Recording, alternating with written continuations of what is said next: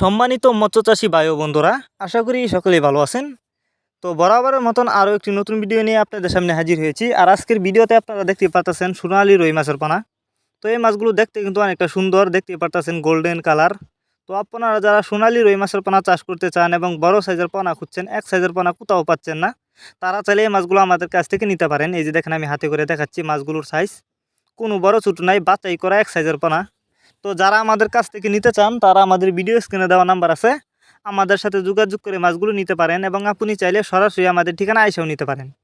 আমাদের যোগাযোগের ঠিকানা মাইমিসিং তিরশালদলা। আর আপনি চাইলে মাছগুলো বাংলা যে কোনো কাপ জাতীয় মাছের সাথে মিক্সরভাবেও চাষ করতে পারেন এবং এককভাবেও চাষ করতে পারেন।